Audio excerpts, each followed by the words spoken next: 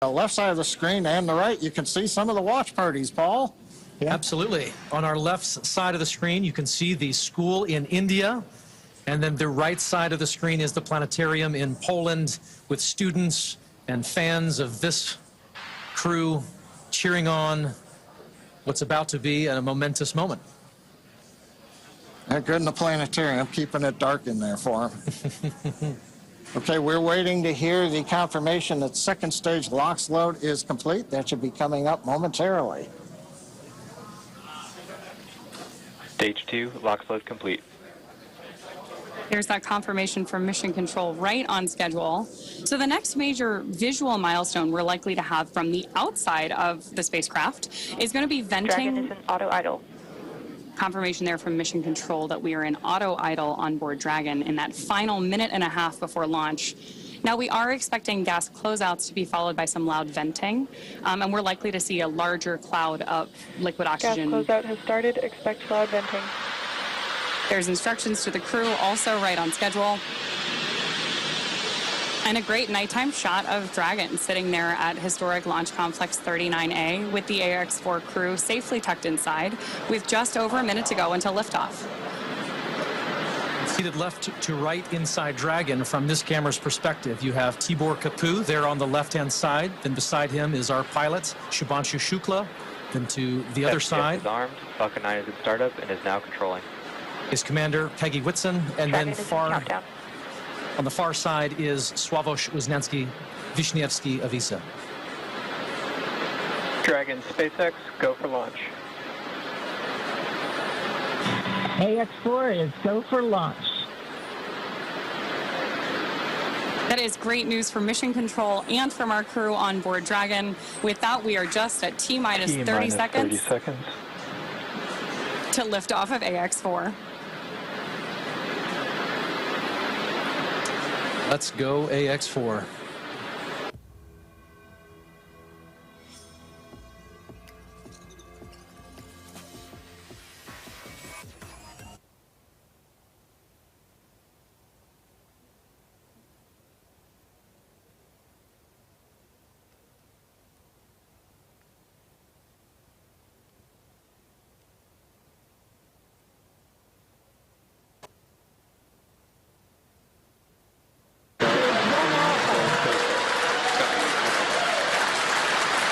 Three nations, a new chapter in space takes flight.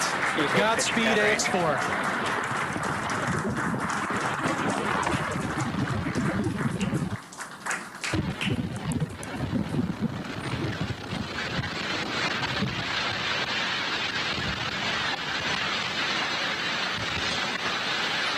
T plus 30 seconds into flight with the Axiom 4 crew on board Dragon, headed to the International Space Station. Waiting to hear call-outs from the Falcon 9 engineering team. Power and telemetry nominal. Stage 1 throttle down. We're throttling down the 9 Merlin engines. We're into the throttle bucket, preparing for max Q. Max Q.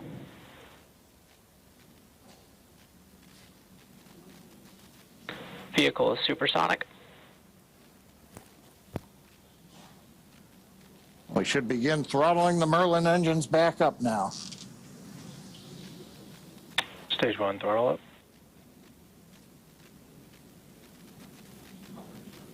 Mission Control confirming Stage 1 Bravo. that throttle up, and we Copy are 1 Bravo. hearing our Commander Peggy Whitson call out the first abort mode. Each of these are a specific phase where if for any reason we had an in-flight abort, underway. Dragon would abort to a safe location. So we're going to call out each of those milestones as we pass through them. We also just heard the call out for MVAC chill. We're going to trickle just a little bit of liquid oxygen now into the turbo pumps on board our Merlin vacuum engine on stage 2 in preparation for second engine start 1, which will of course be shortly after stage separation. Now, at this point, we are just about 30 seconds away from 4 events that are going to happen in rapid succession. The first one will be main engine cutoff, or MECO, then again followed by stage separation, ignition of that second stage engine, which we are already preparing for, as well as the first stage's boost back burn. with that confirmation from Mission Control that we are throttling the first stage engines down, we are expecting MECO at T plus 2 minutes and 26 seconds. MECO. Stage separation confirmed.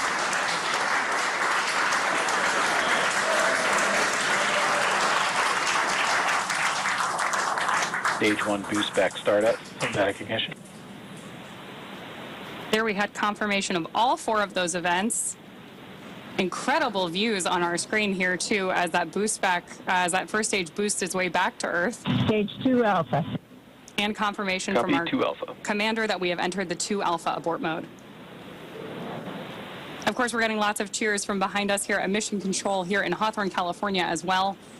And at this point, our AX-4 crew is on their way to space. The view you have on your screen right now is our MVAC engine burning for that second engine first burn. We're expecting that SECO here, second engine cutoff, which will likely be called out over the nets as SECO in just a couple of minutes.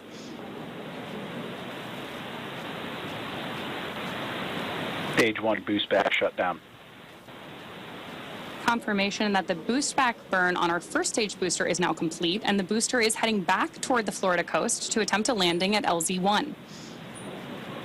At this point, stage 1 is actually still coasting to apogee. We're about to deploy those grid fins so that we can steer the vehicle as it enters the Earth's atmosphere. Dragon SpaceX, nominal trajectory. And that call out from Mission Control means Dragon that copies, nominal trajectory. everything is right on track. T plus 4 minutes, everything continuing to go well, and we've got our first view. Oh.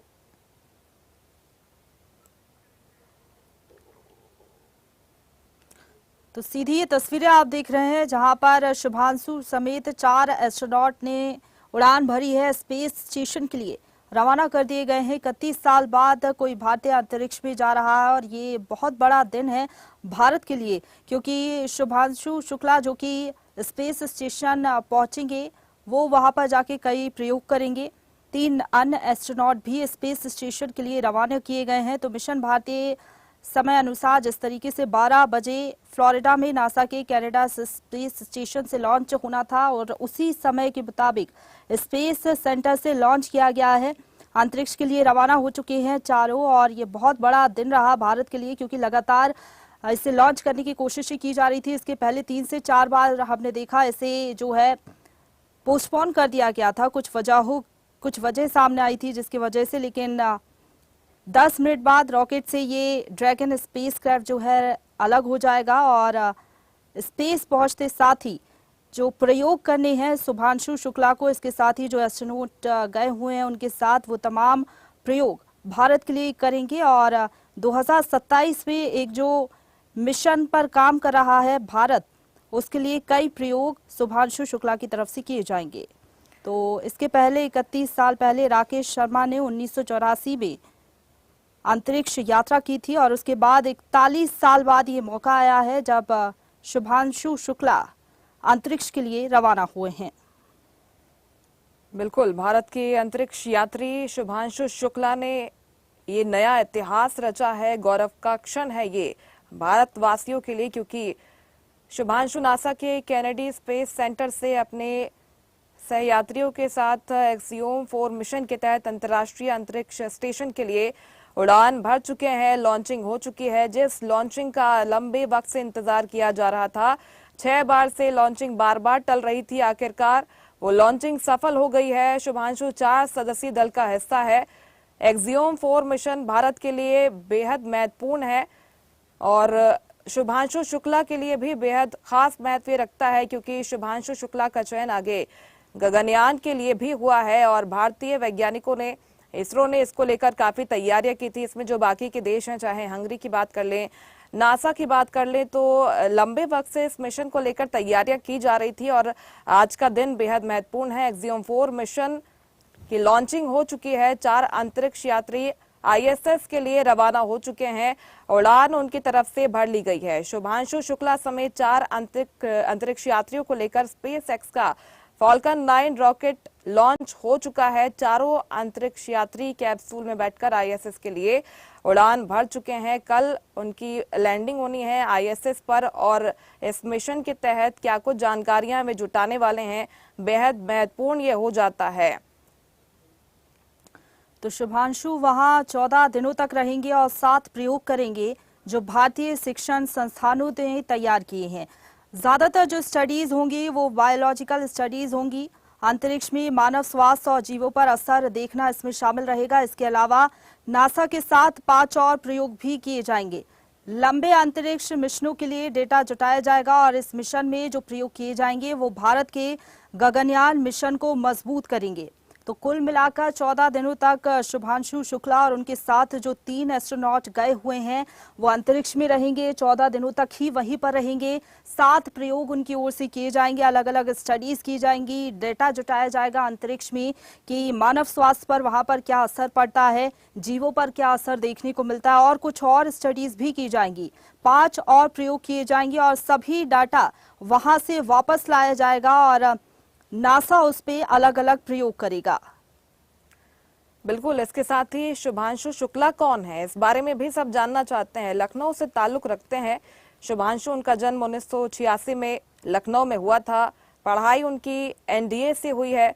2006 में वायुसेना में वो शामिल हुए। Fighter jets उड़ाने का अनुभव रखते हैं। इसरो के गगनयान मिशन के लिए भी उन्हें चुना गया है, जो कि भारत का बेहद महत्वाकांक्षी और पहला मानव अंतरिक्ष मिशन है। अंतरिक्ष यात्री बनने के लिए शुभांशु शुक्ला ने रूस और अमेरिका में खास ट्रेनिंग ली है। माइक्रोग्रेविटी में कैसे काम किया जाता है, इमरजेंसी हैंडलिंग और वैज्ञानिक प्रयोग कैसे किए जाते हैं, सब कुछ उन्होंने वहां से सीखा है।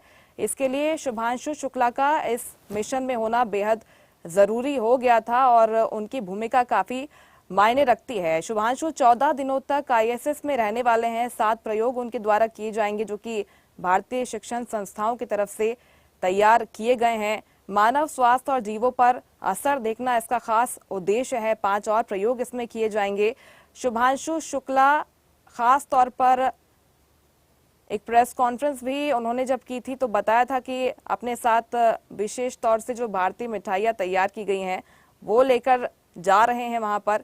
इसके पहले जब राकेश शर्मा पहुंचे थे, उनसे तत्कालीन प्रधानमंत्री ने पूछा था कि अंतरिक्ष से भारत कैसा दिखता है, तो उन्होंने कहा था कि सारे जहां से अच्छा हिंदुस्तान हमारा। वो ऐतिहासिक क्षण आज सबको याद आ रहा होगा जब 41 साल के बाद शुभांशु शुक्ला इस मिशन पर गए हैं।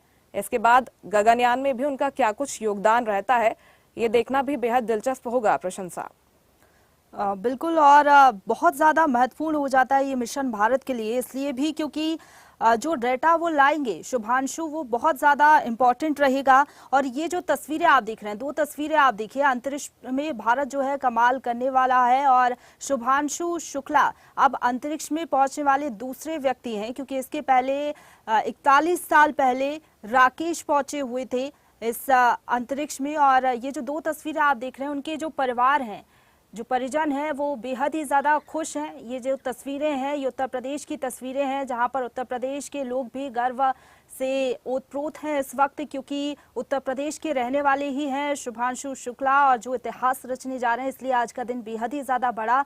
और उनके परिजन, माता पिता आप देख सकते हैं, उनकी आंख में इस वक्त आंसू है। ये खुशी है जो कि साफ तौर पर झलक रही है, क्योंकि ना सिर्फ शुभांशु के लिए दिन महत्वपूर्ण बल्कि पूरे भारत के लिए दिन बहुत ज़्यादा महत्वपूर्ण है। और भारत के लिए मिशन इसलिए भी बहुत ज़्यादा अहम हो जाता है क्योंकि भारत गगनयान मिशन पर काम कर रहा है। 2027 में इसकी जो है लॉन्चिंग की जाएगी और इसके लिए मददगार होगा। वापस आने के बाद जो डेटा लाएंगे शुभांशु और जो उनके अनुभव रहेंगे वो जो नासा को बताएंगे, नासा इसका प्रयोग करेगा और भारत के अंतरिक्ष प्रोग्राम को आगे बढ़ाने में हेल्प करेगा। वो सारा अनुभव जो कि शुभांशु अपने साथ लेकर आएंगे, जो भी डेटा वो वहां से जुटाएंगे, वो हर एक डेटा महत्वपूर्ण रहेगा नासा के लिए।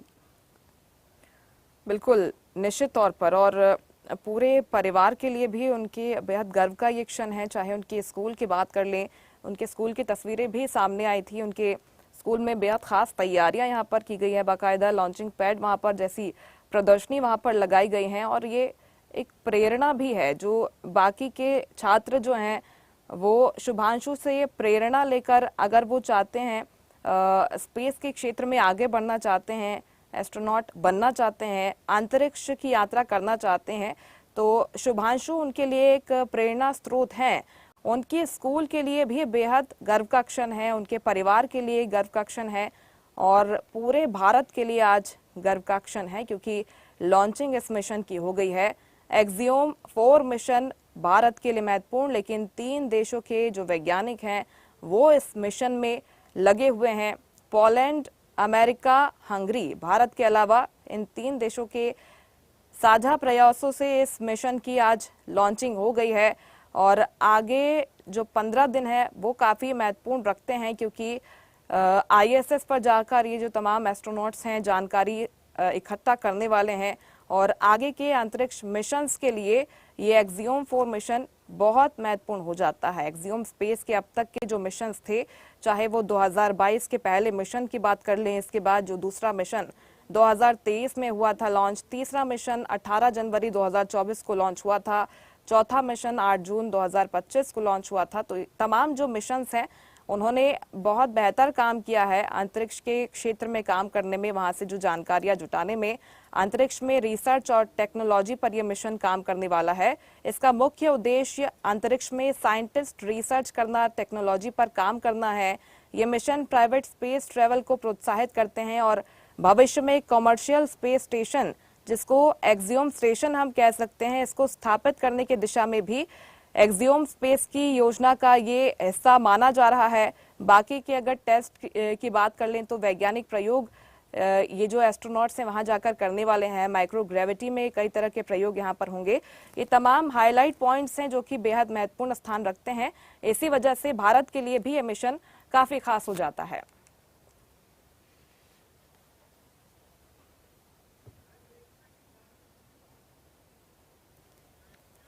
आगे बढ़ते हुए बात करेंगे करनाल की, जहां सीएम नायब सिंह सैनी करनाल पहुंचे हैं। संविधान हत्या दिवस पर कार्यक्रम रखा गया है। कार्यक्रम में सीएम सैनी शामिल हुए।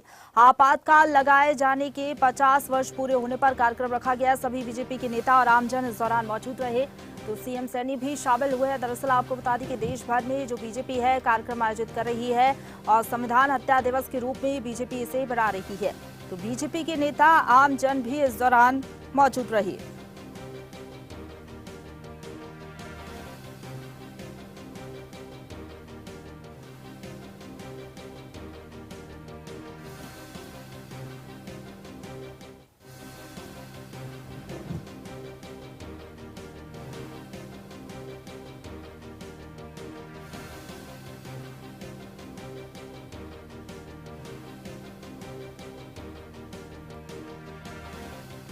तो संविधान हत्या दिवस पर कार्यक्रम का आयोजन किया गया। कार्यक्रम में सीएम सैनी शामिल हुए। इसके साथ ही बीजेपी के जो तमाम नेता हैं वो भी कार्यक्रम में शामिल हुए और आमजनों की भी मौजूदगी रही। देश भर में बीजेपी संविधान हत्या दिवस मना रही है। आपातकाल की 50वीं वर्षगांठ आज मनाई जा रही है। इस मौके पर अलग अलग कार्यक्रम आयोजित किए जा रहे हैं और संविधान हत्या दिवस के रूप में बीजेपी इसे मना रही है। काला दिवस के रूप में, काला दिन के रूप में सभी बीजेपी के नेता और आम लोगों की मौजूदगी इस कार्यक्रम में रही।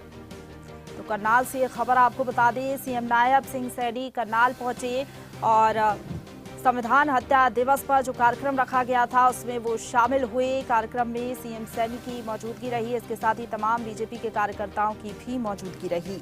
तो आज आपातकाल की 50वीं वर्षगांठ है और बीजेपी इसे संविधान हत्या दिवस के रूप में हर साल मनाती है। इस साल भी संविधान हत्या दिवस पर कार्यक्रम रखा गया करनाल में, जिसमें मुख्यमंत्री शामिल हुए।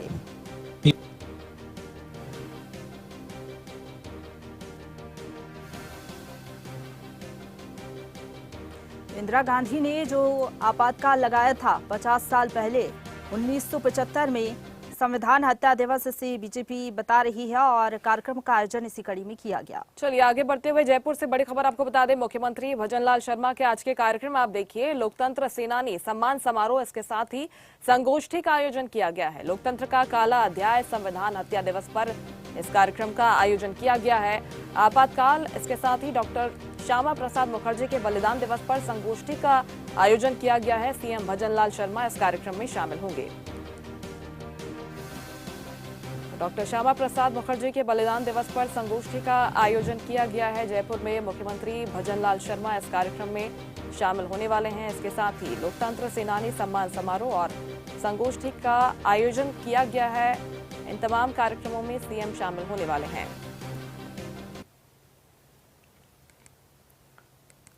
और खबर लखनऊ से मिल रही है। उप मुख्यमंत्री ब्रजेश पाठक का जन्मदिन आज है। सीएम योगी आदित्यनाथ ने ट्वीट कर बधाई दी है। लिखा, हमारे वरिष्ठ सहयोगी को जन्मदिन की बधाई। तो ये ट्वीट आप देख सकते हैं। प्रभु श्री राम से आपके उत्तम स्वास्थ्य की कामना, सुदीर्घ और सुयशपूर्ण जीवन की प्रार्थना मुख्यमंत्री की तरफ से की गई है। और इस बीच भोपाल से बड़ी खबर है। मध्य प्रदेश में लव जिहाद रोकने आगे आया है पुलिस प्रशासन। लव जिहाद रोकने के लिए पुलिस प्रशासन अब अलर्ट रहने वाला है। डीजीपी ने दरअसल लव जिहाद रोकने के लिए संपर्क में रहने की बात कही। जिले के कानून व्यवस्था की बैठक में निर्देश जारी कर दिए गए हैं। स्कूल कॉलेज प्रबंधन से सीधे समन्वय करने की बात कही गई है। इसके अलावा सोशल मीडिया पर भी निगरानी की जाएगी। लव जिहाद या फिर सांप्रदायिक तनाव भड़काने वाली पोस्ट पर तत्काल ही एक्शन होगा। हर कॉलेज में एक नोडल अधिकारी तैनात किया जाएगा, ये बात कही गई है। छात्राओं को प्रेम जाल में फंसाने की शिकायतों के बाद ये जरूरी दिशा निर्देश जारी हुए हैं। और खबर भोपाल से मिल रही है। बीजेपी नेताओं से नजदीकी वाले दावेदार नहीं बनेंगे जिला अध्यक्ष। कांग्रेस ने तय की जिला अध्यक्ष चयन की गाइडलाइन। संगठन सृजन अभियान के तहत 4 लाख कार्यकर्ताओं से चर्चा की गई है। गुजरात में अभियान के तहत 40 जिलों में 36 नए अध्यक्ष बनाए गए, सिर्फ 4 पुराने ही रिपीट किए गए और इसी तरह की स्थिति अब मध्य प्रदेश में भी होने के आसार हैं। 30 जून तक हर जिले से 6 नामों का पैनल दिल्ली भेजा जाएगा। राष्ट्रीय पर्यवेक्षक जमीन पर उतरे, गांव-गांव तक संपर्क किया और अब एक लिस्ट तैयार की जाएगी। जो कार्यकर्ता सक्रिय रहेगा और जो बीजेपी नेताओं से नजदीकी वाले दावेदार नहीं होंगे वही जिला अध्यक्ष अब बन सकेंगे। और इसी के साथ इस बुलेटिन में फिलहाल इतना ही। देश और प्रदेश की तमाम बड़ी खबरों के लिए आप देखते रहिए स्वदेश न्यूज, सबसे पहले देश।